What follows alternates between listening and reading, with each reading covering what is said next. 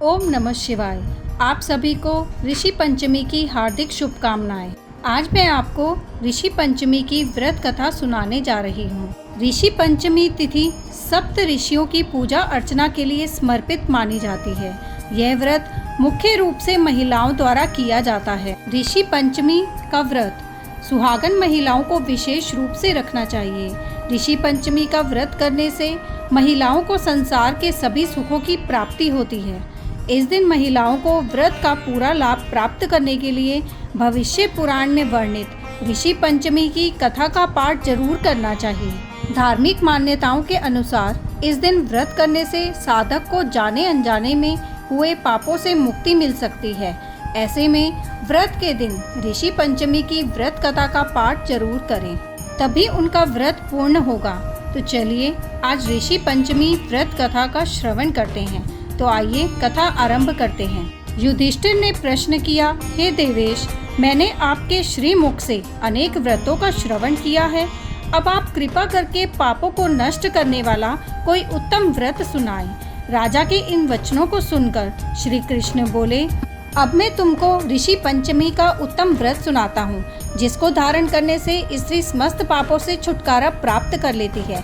पूर्व समय में वृत्रासुर का वध करने के कारण इंद्र के उस पाप को 4 स्थानों पर बांट दिया। पहला अग्नि की ज्वाला में, दूसरा नदियों की बरसाती जल में, तीसरा पर्वतों में और चौथा स्त्री के रज में। उस रजस्वला धर्म में जाने अनजाने उससे जो भी पाप हो जाते हैं, उनकी शुद्धि के लिए ऋषि पंचमी व्रत करना उत्तम है।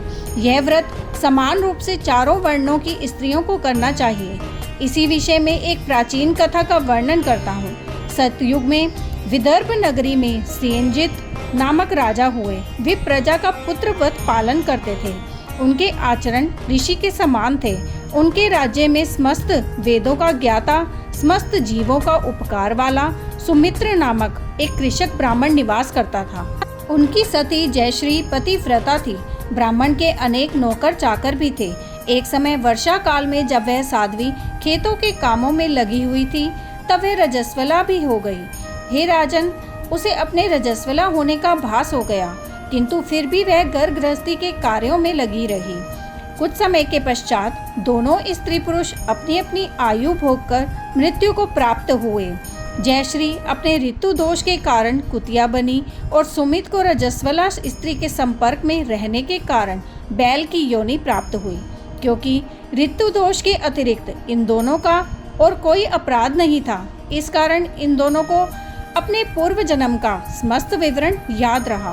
वे दोनों कुतिया और बैल के रूप में रहकर अपने पुत्र सुमित के यहाँ पलने लगे। सुमित धर्मात्मा था और अतिथियों का पूर्ण सत्कार किया करता था। अपने पिता के श्राद्ध के दिन उसने अपने घर ब्राह्मण को जिमाने के लिए नाना प्रकार के भोजन बनवाए।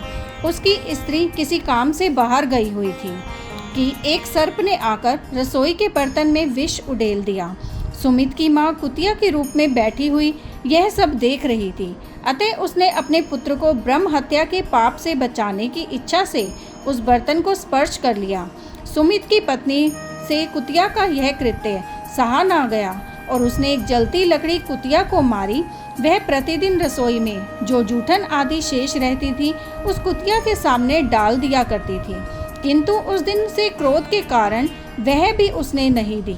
तब रात्रि के समय भूख से व्याकुल होकर वह कुतिया अपने पूर्व पति के पास आकर बोली, हे नाथ, आज मैं भूख से मरी जा रही हूँ। वैसे तो रोज ही मेरा पुत्र खाने को देता था, मगर आज उसने कुछ नहीं दिया। मैंने सांप के विष वाले खीर के बर्तन को ब्रह्म हत्या के भय से छूकर भ्रष्ट कर दिया था। इस कारण बहू ने मारा और खाने को भी नहीं दिया है।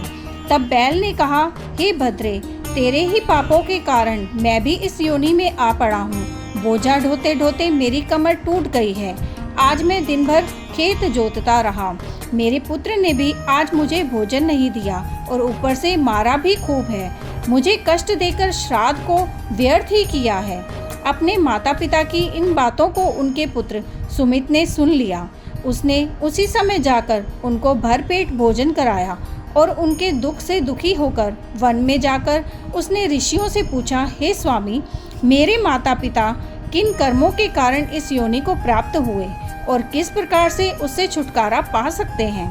सुमित के उन वचनों को सुनकर सर्वतपा नामक महर्षि दया करके बोले, पूर्व जन्म में तुम्हारी माता ने अपने उच्च श्रृंखल स्वभाव के कारण रजस्वला होते हुए भी घर गृहस्थी की समस्त वस्तुओं को स्पर्श किया था और तुम्हारे पिता ने उसको स्पर्श किया था।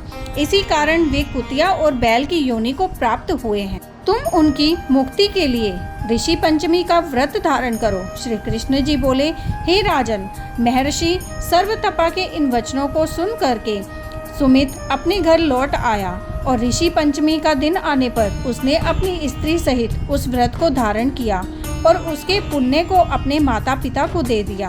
व्रत के प्रभाव से उसके माता पिता दोनों ही पशु योनियों से मुक्त हो गए और स्वर्ग को चले गए। जो स्त्री इस व्रत को धारण करती है वह समस्त सुखों को पाती है। यही ये कथा समाप्त होती है। अगर आपको ये कथा अच्छी लगी तो अपने मित्रों में अवश्य शेयर करें और वीडियो को लाइक करें। ऐसे ही सुंदर कथा का श्रवण करने के लिए आपके अपने चैनल एस्ट्रो नॉलेज को अभी सब्सक्राइब कर लीजिए ताकि आने वाले वीडियो के नोटिफिकेशन आपको मिल सकें। ओम नमः शिवाय।